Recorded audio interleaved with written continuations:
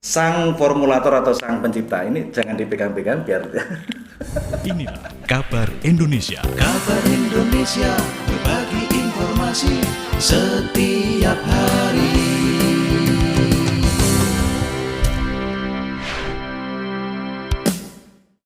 sampai Terus pokoknya golongan itulah, golongan sayur-sayuran.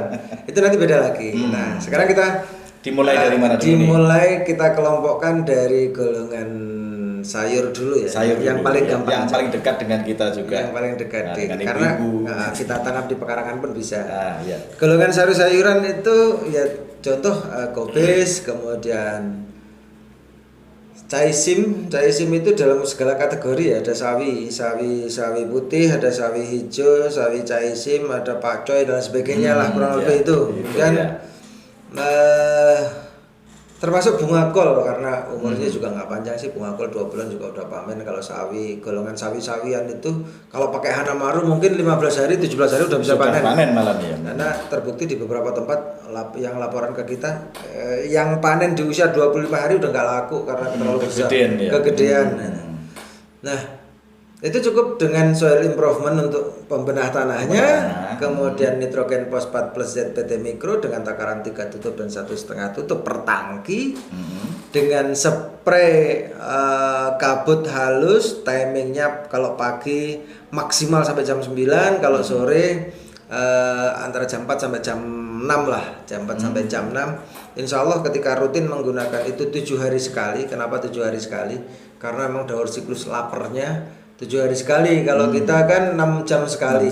Pagi sarapan, jam 6, siang jam 12 sudah makan lagi, dan jam 6 sore juga udah makan lagi. Kalau kita kan siklus lapernya 6 jam, tapi kalau tanaman 7 hari sekali. Itu kenapa nggak perlu banyak-banyak tapi secukupnya. Jadi takaran yang kita rekomendasikan sudah sesuai dengan kebutuhan tanaman. Jadi kalau ditambahin ya nggak apa-apa sih.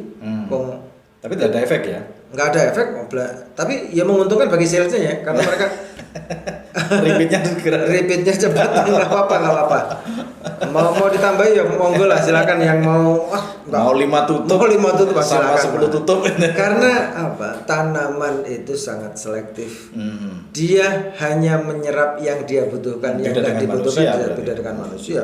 Sudah 1 piring karena lauknya enak, tambah sepiring lagi masih masuk juga, tapi tanaman tetap enggak. Pada porsinya dia enggak sampai kewarakan dan enggak sampai kelaparan gitu. Intinya gitu. Terus kemudian itu sayur-sayuran, sesimpel itulah. Cukup dengan 3 item selesai soil improvement untuk pembenahan. Tidak sampai pada kalium berarti. Tidak sampai pada kalium. Oke. Kemudian dilanjut ke tanaman terong-terongan dulu. Nah, terong-terongan ini. Golongan terong, cabai dan tomat. Ya. Kembali saya mengingatkan yang paling penting adalah pengolahan tanah. Tetap itu pengolahan tanah. Jadi jangan lupa pengapuran dan pengomposan. Ya, pengomposan. Saat mengolah tanah upayakan lemahnya sampai betul-betul gembur, dan setelah gembur aplikasikan pengapuran, kemudian pengomposan jika memungkinkan pengomposan ya, dilakukan pengomposan. Setelah itu kalau pakai mulsa, upayakan sebelum tutup mulsa aplikasikan Hanamaru Soil Improvement. Itu dulu ya. Untuk pengayaan mikroorganisme dalam tanah. Oke. Nah, kalau nggak pakai mulsa, biasanya kalau di pegunungan tanaman terong-terongan itu nggak perlu mulsa. Kalau di daerah pegunungan, di lereng-lereng gunung mulai di Bromo, Dieng, kemudian daerah kalau di Jawa Barat di Bandung Barat, di daerah Lembang, kemudian Garut, Tasik di daerah pegunungan, rata-rata untuk tanaman terong-terongan memang nggak pakai mulsa. Tapi kalau di dataran menengah ke bawah atau antara 0 sampai 400 dpl rata-rata menggunakan mulsa. Nah, soil improvement tetap terlebih dahulu. Kapur tetap wajib. Nah, pengapuran, kemudian kompos bisa wajib, bisa sunnah ya. Artinya mau pakai monggo lebih baik. Kalau enggak ya mau gimana lagi, karena memang kompos ini di beberapa daerah nyarinya juga sulit. Yang penting kapur. Yang penting kapur dulu. Nah, selanjutnya di fase vegetatif. Fase vegetatif untuk tanaman terong-terongan itu kurang lebih 45 hari sampai usia 45 hari. Itu kurang lebih. Karena usia itu pasti sudah ada buah. Di usia 45 hari. Nah, pastikan di fase vegetatif itu menggunakan Hanamaru nitrogen fosfat dengan takaran 3 tutup dan ZPT mikro 1,5 tutup per tangki. Itu di mix ya, itu di mix. Jadi 3:1,5 di mix, aplikasikan secara merata dan setelan noxelnya yang paling halus. Yang paling halus. Yang halus, tipis sekali, cukup kabut gitu ya. Kabut aja, kabut merata. Timing yang paling bagus untuk nutrisi itu adalah pagi jam 5 sampai jam 9. Kemudian karena kita berbudidaya itu tidak terlepas dari serangan hama dan penyakit otomatis, dan untuk itu paket pupuk Hanamaru dan paket pengendali hama Hanamaru memang kita ciptakan untuk berjalan seiring. Insya Allah ketika ini diaplikasikan secara bersama-sama, kita sudah melakukan tindakan pengendalian sedini mungkin. Contoh ini, pada saat aplikasi soil improvement, alangkah sempurnanya ketika juga diaplikasikan Hanamaru Trico untuk maksud pencegahan layu fusarium, busuk batang bawah. Untuk semua tanaman itu. Untuk semua tanaman. Kemudian pencegahan penyakit busuk akar, kemudian akar gada itu yang akarnya melembung, mungker-mungker itu, tebel itu. Iya. Apa istilahnya abuh? Ini masa akar beri-beri. Ya intinya merempul lah. Pokoknya mentol-mentol gede-gede. Jadi gitu. Nah, ini pencegahan yang luar biasa karena Trichoderma ini merupakan bakteri yang bersifat protagonis ya. Jadi dia akan melawan patogen yang merugikan, yang merugikan bagi tanaman yang akan menyebabkan busuk akar, busuk batang. Ini akan dihantam habis-habisan oleh Trichoderma dan Gliocladium yang ada pada Hanamaru Trico. Selanjutnya pada fase vegetatif, jangan lupa aplikasikan Hanamaru nitrogen fosfat plus ZPT mikro mix dengan Hanamaru Verina. Untuk mengendalikan hama, karena serangan hama itu bahkan dimulai sejak masih pembibitan kalau untuk tanaman terong-terongan ya. Oh, malah mulai sudah pembibitan. Mulai dari pembibitan bisa jadi di situ sudah ada vektornya atau mungkin telur dari kupu-kupu atau kupu-kupu kecil kelaper yang kecil-kecil itu.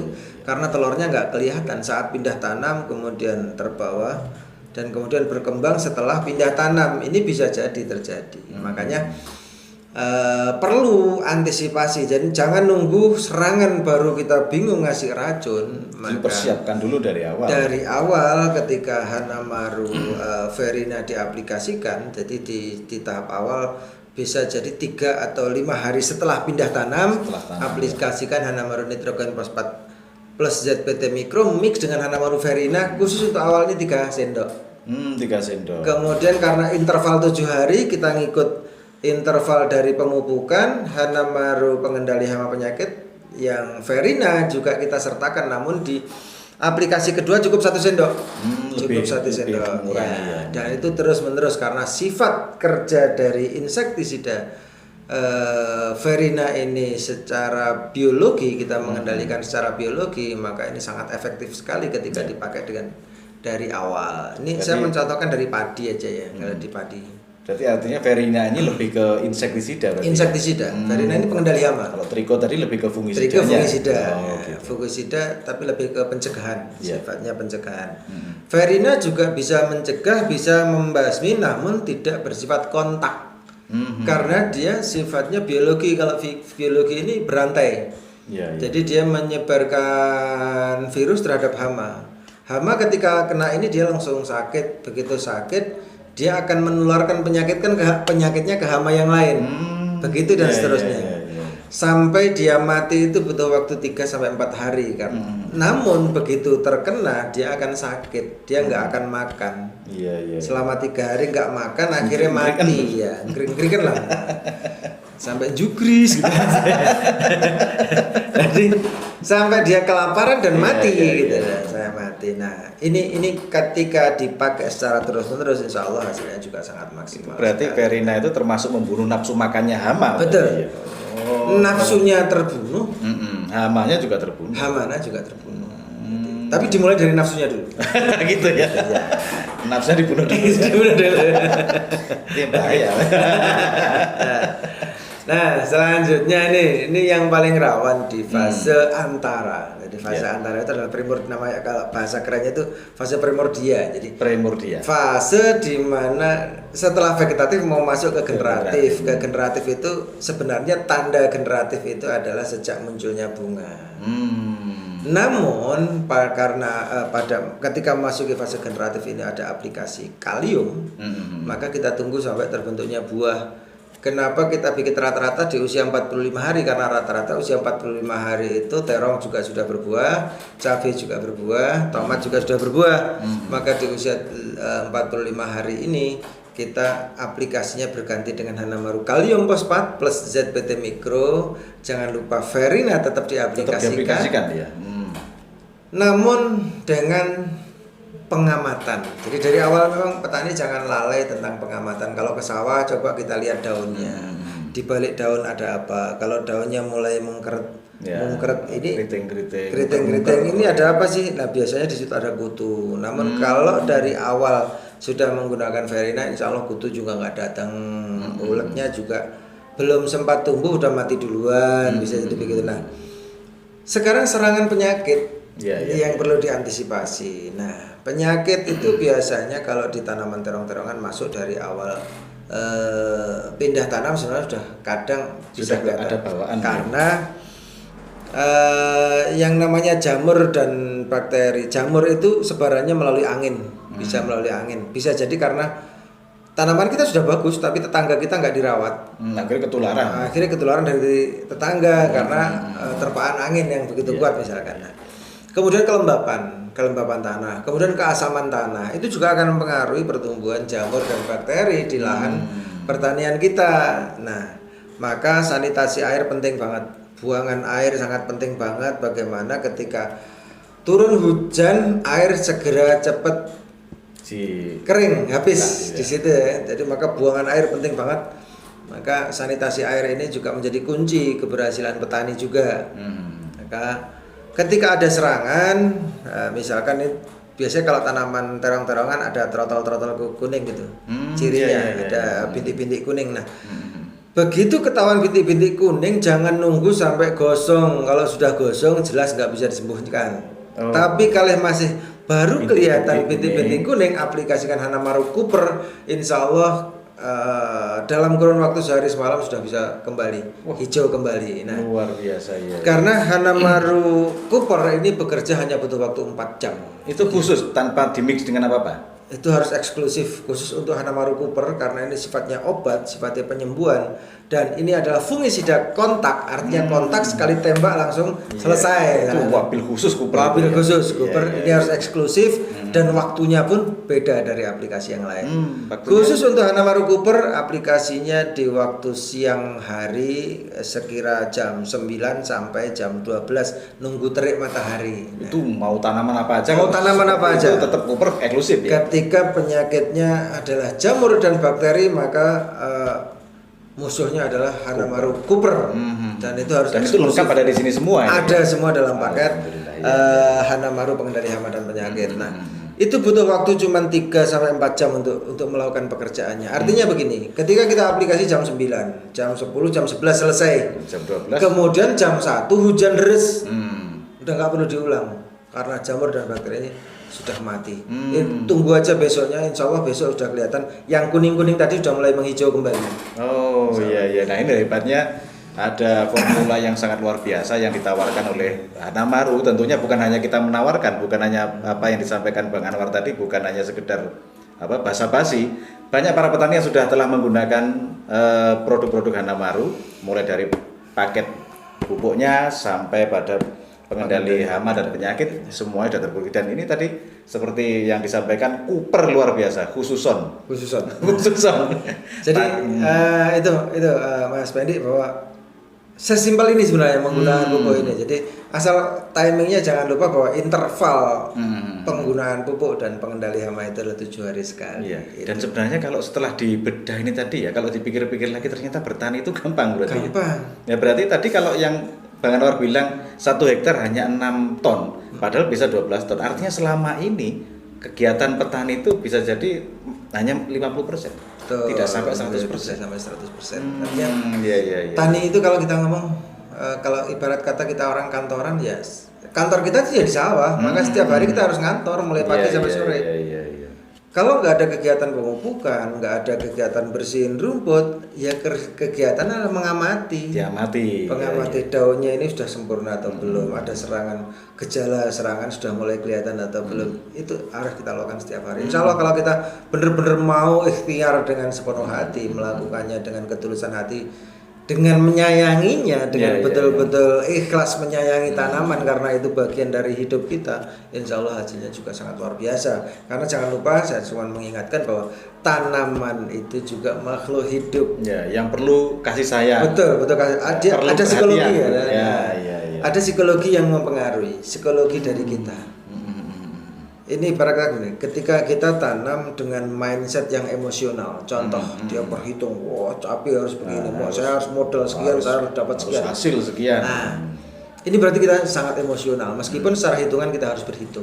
Namun pada prakteknya kita harus betul-betul berangkat dengan ketulusan hati.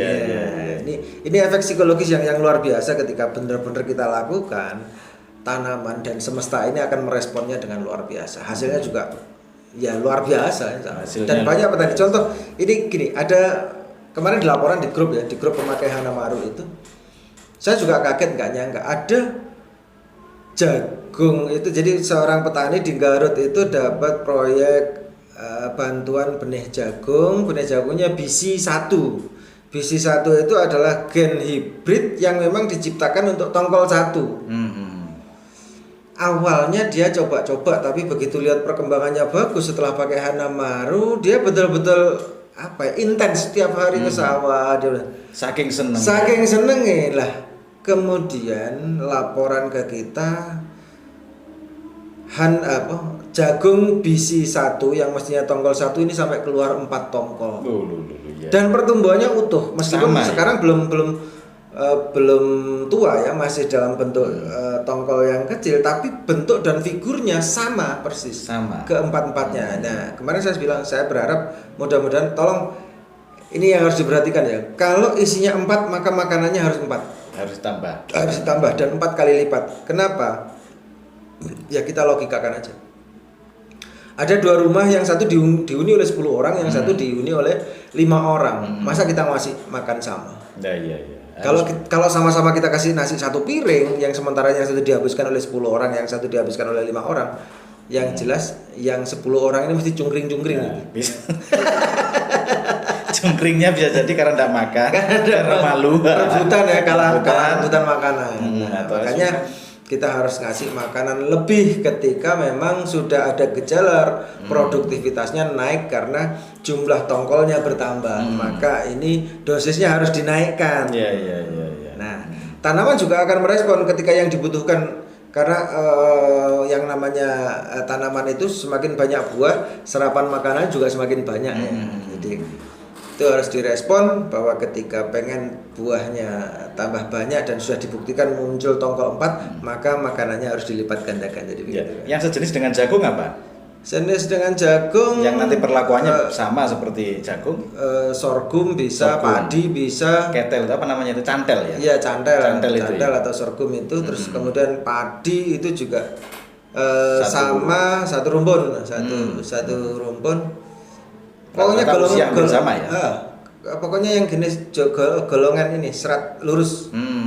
Tanaman berserat lurus. Iya. Nah, itu samalah kurang lebih sebenarnya antara tanaman yang tadi terong-terongan sama tanaman pangan ini karena umurnya hampir sama.